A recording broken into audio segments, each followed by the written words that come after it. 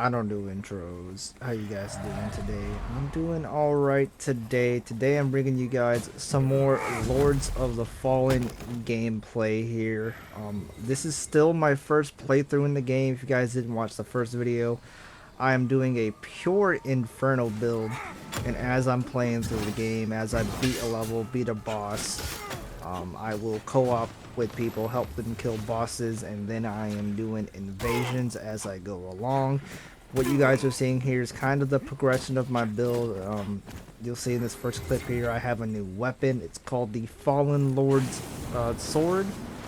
It's a grand sword, as they're called in this game, and it's a pretty cool weapon.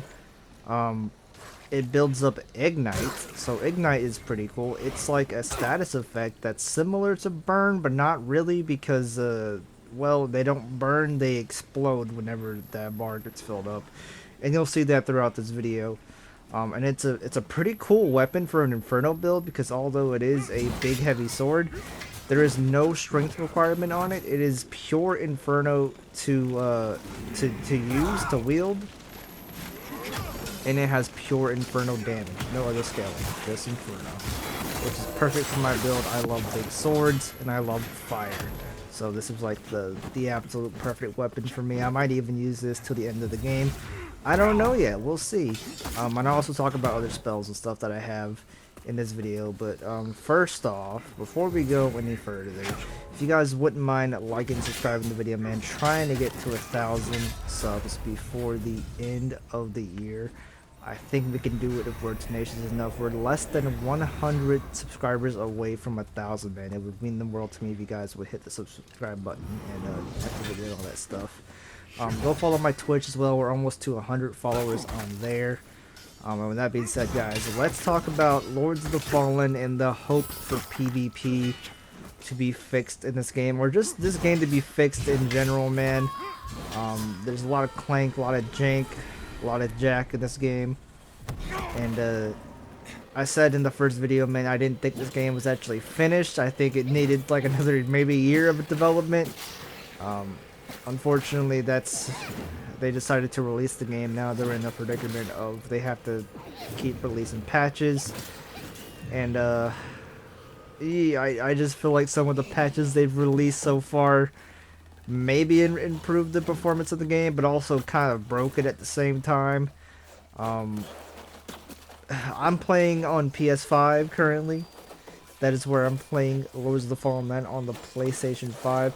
I know some people with like monster PCs are like not really having too many issues with this game, but I feel like most people, PC players, or like, you know, like average PC players who have like average PCs, and Xbox is getting really fucked.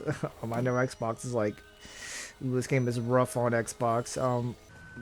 PS5 though, yeah, it's alright.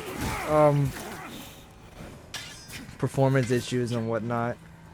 Here's the, excuse me. Here's the big thing though. Whatever they added in the newest patch, I think it kind of like you see that little autosave feature at the bottom right there that just popped up, the little cross that just popped up.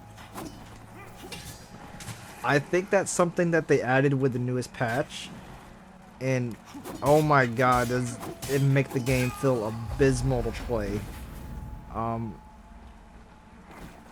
Yeah, like, oh my god.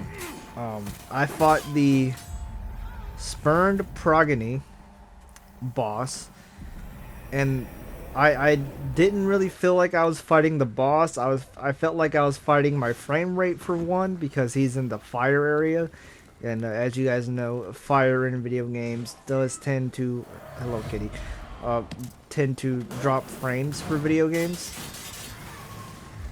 I apologize for my cat, by the way. He's being a fucking maniac. Where is he? Oh. Yeah, that's always bad news, man. When your cat's being a fucking weirdo, but you don't know where he is. Yeah, that's fucking great. Anyway, so they put this boss in the fire area, which is making the frames already die.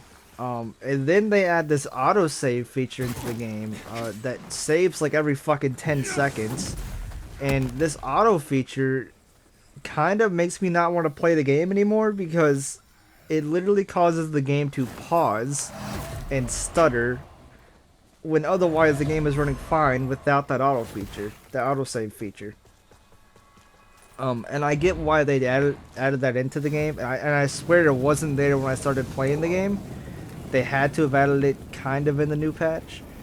And I do understand why it's there. It's there because the game has crashing problems. But honestly, man, you should only be auto-saving near vestiges or vestige seeds and stuff like that, right? Like bonfires should only be where auto-saving takes place. It doesn't need to proc every 10 seconds, man. It doesn't. It's, you know, it's not that much of a run back for, you know, from the bonfire to wherever I was, you know. And even when the game does crash, like the enemies kind of stay dead, and your vigor just kind of stays on the ground if you died. Trust me, I know this because the game has crashed in a certain area for me about 4 times. And I had to run through that area about 4 times, and every time the enemies stay dead, so... Yeah, I've experienced my fair number of crashes. With that being said, guys, this video is not about how bad the game is performing right now. It's about for the hope of the game. Honestly, man, the devs have their hands full with like the performance issues of this game on all platforms, consoles, PCs. But I think that once they get these issues solved, I do think the future is bright for PvP. I do think that they need to pretty much build their connection base like from the ground up. Maybe try to work on trying to get peer-to-peer connections. I know it's not the best in other games, but it seems to work in EldenRing for the most part, and I think it could work in Lords of the Fallen. It's would be better than the system that they have right here, which is host-based connection, which is just terrible. It's laggy, it teleports you all over the fucking place. I mean, look, I did damage to this man. He fell down and he didn't take damage. Like, what the fuck? And then he gets parried randomly.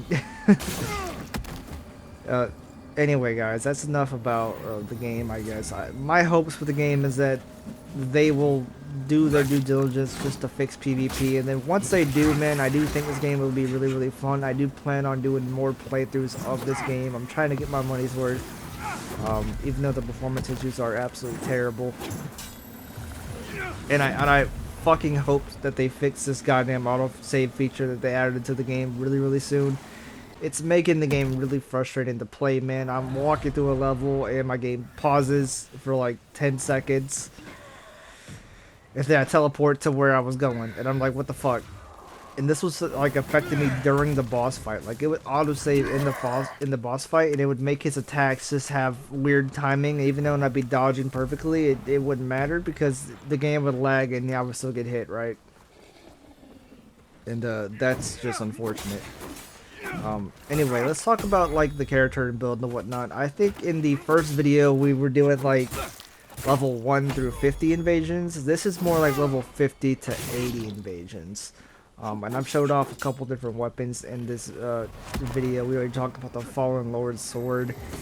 The other weapons I'm using are the Bloodlust Short Sword. It's a sword that scales with Inferno and Agility, and it has Bleed and Burn on it. It's a pretty good weapon, man. And the other kind of dual-wielding weapon I used was the Raw Mangler Axe. It's like the best early game Inferno weapon that you can find from the Mangler enemies that you fight in the kind of early section of the game. Can we talk about how like Inferno builds are like struggling early in this game, man? So like you start off with like the worst starter weapon and like the worst spell that you have, which is the little fireball. That thing is abysmal. It does nothing. And the fucking spear it gives you is trash. That doesn't really scale with Inferno all that well. And you don't have any. You don't really have like any kind of armor to start off as the pirate cultist class. And then your magic vendor is like kind of like you have to go out your way to get her. And then when you do get her, like her spells aren't that great until you get to this level right here, which is Lower Calrath, where you fight the Sperm Prodigy. And then she decides to sell you the Seismic Hammer, which is actually an insane spell. And then you get the Magma Pillar, from the Spurn Progeny Remembrance, which is also an insane spell. Like, Pirate Cultist, man, does not come online until you, like, get through Lower Calrath, and even when you get through Lower Calrath, you have to go through Upper Calrath, and then the sewers and stuff like that. And, spoiler alert, the enemies there are completely resistant to fire. So yeah, like stuff like this just makes me think that these developers, right? They seem to be Souls fans, but they don't seem to be game developers first. You know, like they don't really know what makes Souls so successful, and a lot of it is the level design and how you like guide the player through the game, right? Like choosing Pirate Cultist might as well be choosing hard mode for the beginning of the game and then easy mode later on. That's what it feels like. Because like now, the point of the game that I'm on, no one is resistant to fire, so I'm doing like a lot more damage now. But early on, man, like you have to go out of your way to get the magic vendor, and then once you get the tortured prisoner unlocked, she doesn't really have any good spells for you until you beat Lower Calrath, but everyone in Lower Calrath is resistant to fire. The boss is resistant to fire. And even after you kill the fucking boss, there's enemies in Upper Calrath that are still resistant to fire. Like, man. There is something that I really don't like about this game, and it's the level design and the progression of the game. Like, it's easy to see that holy builds, radiance builds, are like the most overpowered thing right now, because they're just so strong so early on. But man, Inferno builds, they have a rough progression through the game, which is what I'm doing. I'm doing it in Inferno build. And here you actually see me dual wielding the Fallen Lord's sword and the Bloodlust at the same time. My Fallen Lord's sword is actually +9 because I ended up farming the large shards from the Holy Bulwark enemies that you find down the swamp area. It actually didn't take that long, and it was a pretty good source of souls, so I'd recommend doing it over the AFK farm from the Red Reaper that people have found. And for those of you that don't know, Lords of the Fallen does have AFK farming in it, but it's a little less toxic than EldenRing's AFK farm, because the EldenRing's AFK farm is the expense of other players, right? At least Lords of the Fallen lets you kill an enemy and not a player to AFK farm the game. But yeah, man, I am enjoying the game. I'm still on my first playthrough. I just beat the Revelation Depths, and I'm on to whatever's next from there.